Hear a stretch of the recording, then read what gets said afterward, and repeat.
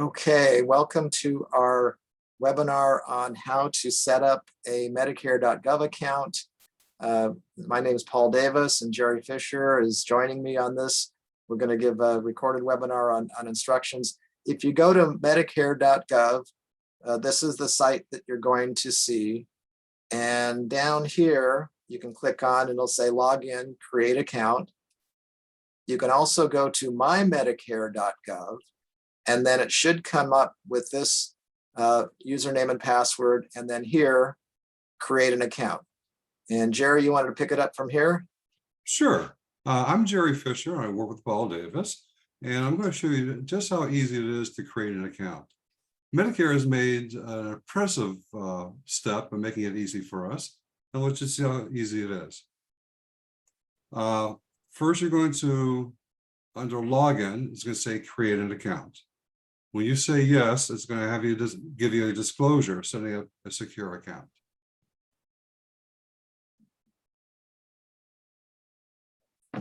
Oh, that's the disclosure. Okay. Yeah. Okay. Now to create an account, you're going to need some basic information and your Medicare card.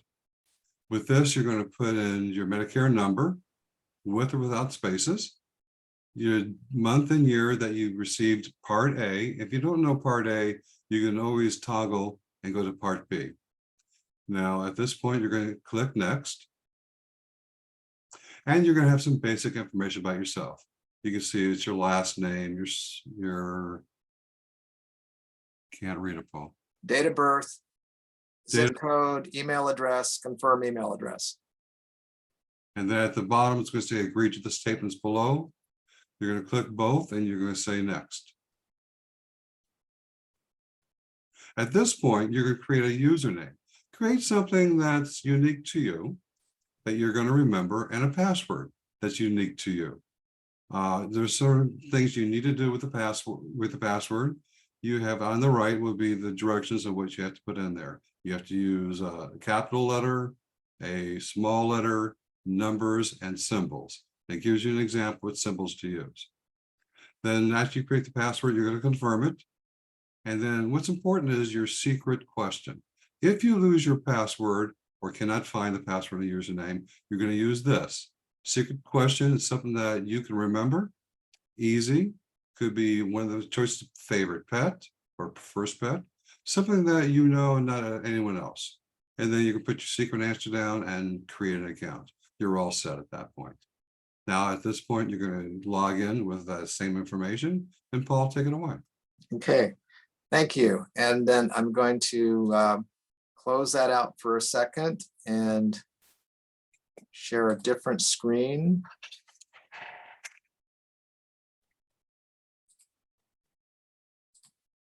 Okay, so this is my account. I've already logged in, and this is the first page that you're going to come to.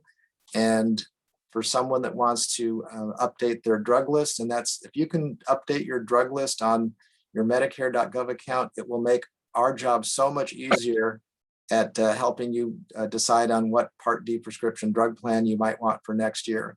So this is the homepage. There's lots of other things you can do from here, but today we're just going to talk about your Part D plan. So what you'd want to do is click on, you can see here what your existing plan is and when your Part A and B date started. You want to click on Preview 2023 Plans. And that's going to it's going to retrieve information on your specific account. So again, I see that I'm currently on the WellCare value script. If I don't make any changes, I'm going to keep that same plan into next year. And we don't know if that's what we're going to do or not. Typically 80% or so of our clients stay with the same plan from year to year. You want to check this box. If you're eligible for extra help, it will reduce your prescription drug cost. And if you think you might be eligible for extra help, you should certainly look into that. You have a pharmacy list here. You can edit those pharmacies. You want to include that pharmacy that you are most interested in using. And then we almost always want to include CVS and Costco, because they seem to come up on more networks than others. One other pharmacy not listed here, we'll often do is Walgreens. And then you've got your drug list. Now, this is the drug list that Medicare.gov is going to use to calculate my Part D prescription drug costs, we want to make sure that this is completely accurate. So one of the things you can do is click on this button, and it will show all the drugs that you filled over the last year. And the top, and it's redundant because it's every month or every quarter you filled something, it'll show it here. And all those drugs are already included in my list. And then there's some additional drugs that I may have filled one time during the year. It might have been a one-time thing, or it might be something, oh, yes, that's a new drug that I'm taking on a regular basis. So you can click and add that drug to the list. Now, the next thing you want to do is view edit drug list, where you can go in and make changes. So if there's a drug that you're no longer taking, you can simply remove that drug. If there's a drug where you want to change the dosage or quantity or frequency, you can do that. So what you want to do is one by one, go through each of these drugs, look at the labels on your containers if you're not sure. A lot of times people think they're taking a brand name drug and really they're taking the generic. So look at the labels on your drugs, make sure you got the right dosage, calculate how frequently you fill that prescription. Now you've got to put in here a frequency, and your only choices are every month, every 2 months, every 3 months, every 6 months, or every 12 months. So it won't let you put down anything as needed. So pick one of those that you think is the most likely frequency.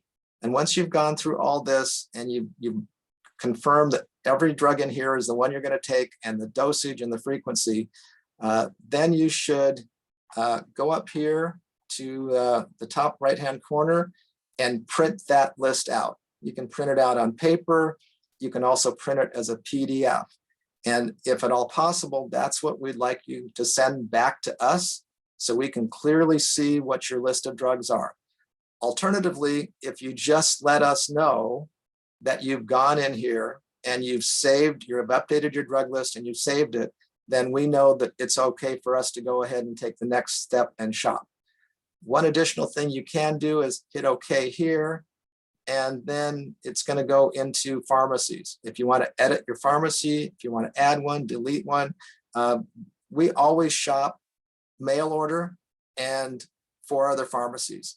It's amazing what the differential in cost can sometimes be from one pharmacy to the other. So this is where the point at which we'd say that's all you need to do. If you want to explore further, you're certainly welcome to. But from this point on, we think it's best to let us take a look at the plans, because we have a keener eye on what to look for and what to differentiate. And then we'll make a recommendation on which plan we think you should go with for next year.